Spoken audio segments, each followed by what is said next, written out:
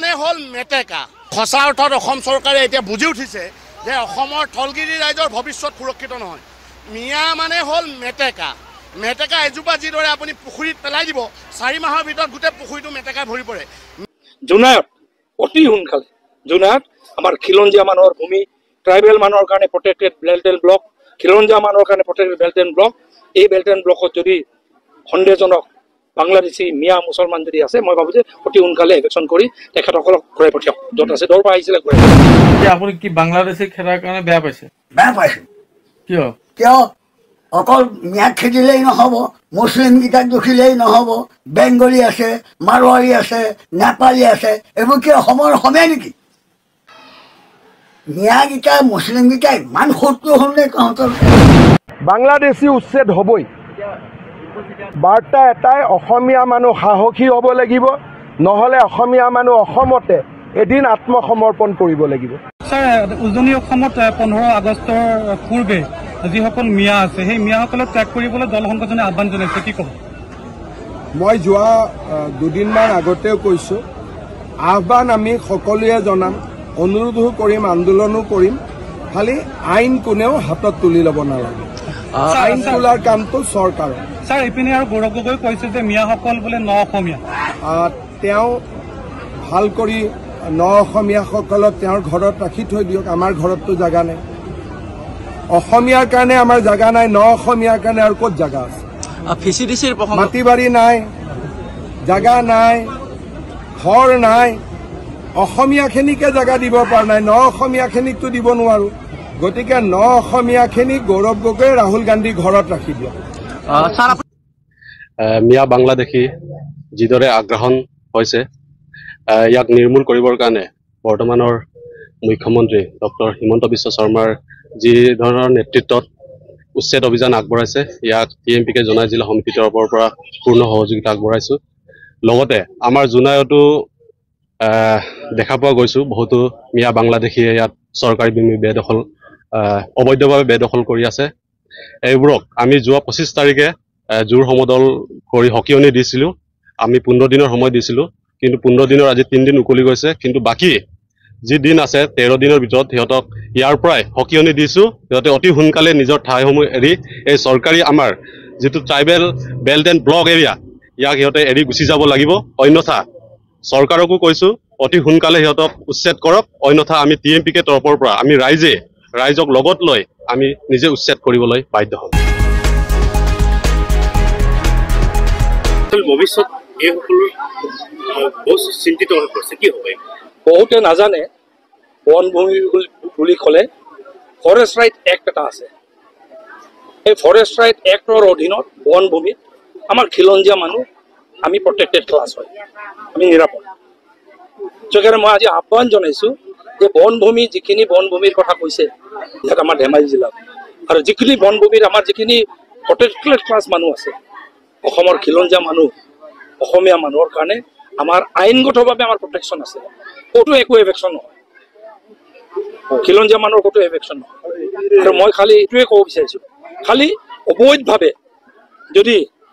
অবৈধভাৱে অচিনাক্ত সন্দেহজনক মিয়া বাংলাদেশী যদি ক'ৰবাত আছে, তেখেতসকল প্ৰটেক্টেড নহয়, তেখেতসকলক উচ্ছেদ কৰিব লাগে, আমিও দাবী জনাইছোঁ। আৰু ইয়াৰ প্ৰত্যেকটো জাতীয় সংগঠন, খিলঞ্জীয়া জাতীয় সংগঠনে মাৰ বান্ধি ওলাই আহিছে। যিখিনি জোনাই অকল বনভূমিয়ে নহয়, জোনাই আপোনাৰ প্ৰটেক্টেড ট্ৰাইবেল বেল্ট এণ্ড ব্লকো হয়। এতিয়া ট্ৰাইবেল বেল্ট এণ্ড ব্লক এৰিয়াত আমাৰ গোৰ্খা মানুহ প্ৰটেক্টেড ক্লাছ হয়, ট্ৰাইবেল টু ট্ৰাইবেলেই প্ৰটেক্টেড ক্লাছ হয়। আহোম মানুহ, মৰাণ মানুহ, মটক মানুহ, চুতীয়া মানুহ, কোচ মানুহ চব প্ৰটেক্টেড ক্লাছ হয়।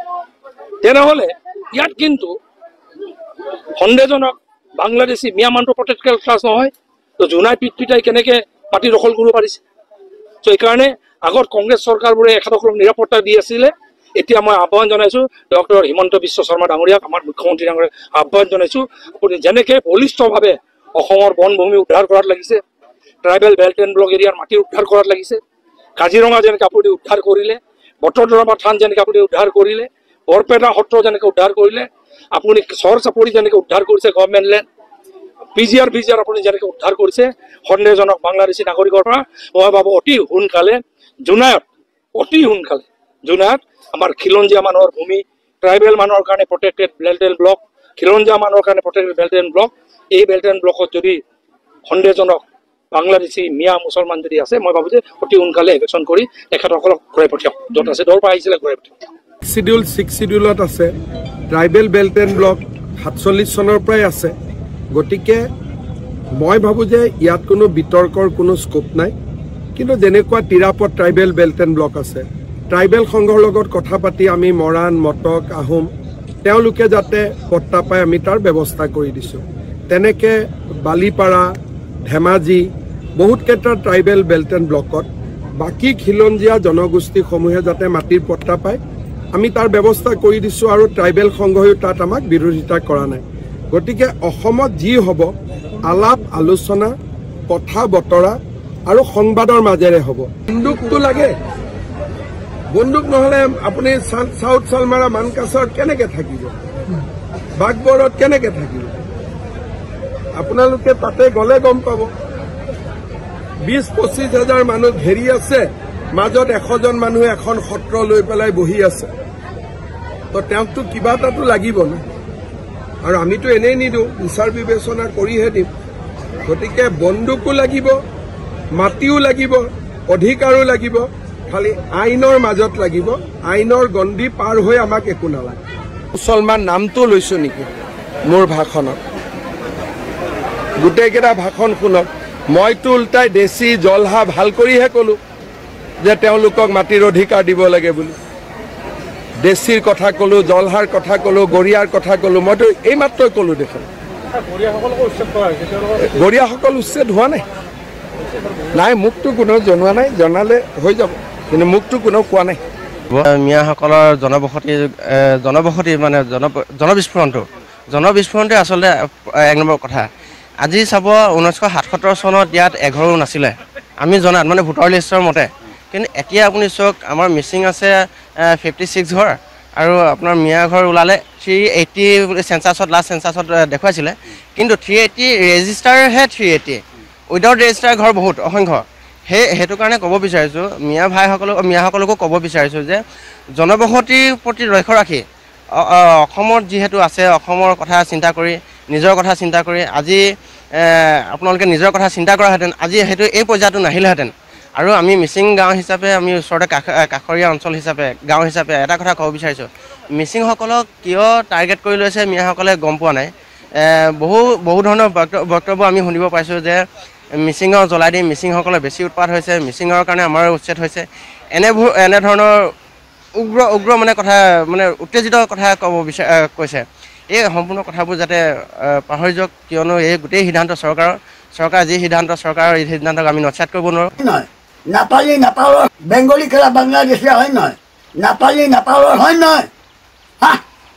বিদেশী বিচাৰিছে কেলা, এইটো মৰিব কেলা। অসমখন তেজৰ নদী বোৱা বুদ্ধি লগাইছে। প্ৰতিবাদ, জীৱৰ ওপৰত প্ৰতিবাদ মই নামানো। চব ঈশ্বৰে সৰ্জন কৰা, নেকি জানে মৰণ অৰ্থাই চচল বিভাগৰ এতিয়ালৈকে যায়। আজি অকল মুছলিমকেইটাক ধৰি থাকিলে কেনেকৈ হ'ব? হিন্দু আছে দেখোন, যা বাংলাতলি হিন্দু আছে দেখোন। এতিয়া আপুনি কি বাংলাদেশী খেদাৰ কাৰণে বেয়া পাইছে? বেয়া পাইছোঁ। কিয়? অকল মিয়াক খেদিলেই নহ'ব, মুছলিমকেইটাক দুখিলেই নহ'ব। বেংগলী আছে, মাৰোৱাৰী আছে, নেপালী আছে, এইবোৰ কি অসমৰ অসমীয়া নেকি? সেইবোৰ নেখেদে কৰি মিয়াকেইটা মুছলিমকেইটা ইমান শত্ৰু হ'ল নে তহঁতৰ খেলায়? বাংলাদেশী উচ্ছেদ হ'বই। ভূমি তেওঁৰ ভূমি লোৱাই নাই আমি। তেওঁৰ যিকেইগৰাকীৰ ভূমি আমি উচ্ছেদ কৰিছিলোঁ সকলোৱে আজি ভূমিত সোমাই গ'ল। এইগৰাকী মহিলাৰ কোনো মাটি কোনেও লোৱাই নাই। এটা ৰীল বনালে হৈ যাব নেকি চব কথা? মোৰ লগত বলক একেলগে কাৰ আমি ঘৰ ভাঙিছোঁ চাওঁ। যদি আপোনালোকে গুৱাহাটীৰ পৰা জাৰ্নেলিষ্ট এটা যায়, টিম এটা, আমি আপোনালোকক লৈ যাম যে কাৰ ঘৰ আমি ভাঙিছোঁ। আমি বাংলাদেশীৰ ঘৰ ভাঙিছোঁ। যিকেইগৰাকী খিলঞ্জীয়া মানুহৰ ঘৰ আমি উচ্ছেদ কৰিছিলোঁ, PGRত আছিলে, কেতিয়াবা উচ্ছেদ হ'লহেঁতেন, আমি ম্যাদী পট্টা দি দিলোঁ। এইবিলাক কথা ৰাজনীতি কৰি লাভ নাই। আৰু অসমীয়া মানুহে সহ্য কৰিব শিকিব লাগিব। যদি বাংলাদেশীৰ গাত টোকৰ মাৰোঁতে আমি যদি ভাবোঁ আমি একদম ইস্ত্ৰি মাৰা চাৰ্ট পিন্ধি থাকিম, অলপো বোকা নপৰিব, কাৰোবাৰ ঘৰত বুলডোজাৰ চলিব, তাৰ বোকাও আমাৰ গাত নপৰিব, তেনেকৈতো নহ'ব নহয়। আমাৰ মানুহে জীৱনো দিছিলে বাংলাদেশীক খেদিবৰ কাৰণে, এতিয়া আমি কঠীয়া কেইডাল দিব নোৱাৰোঁ।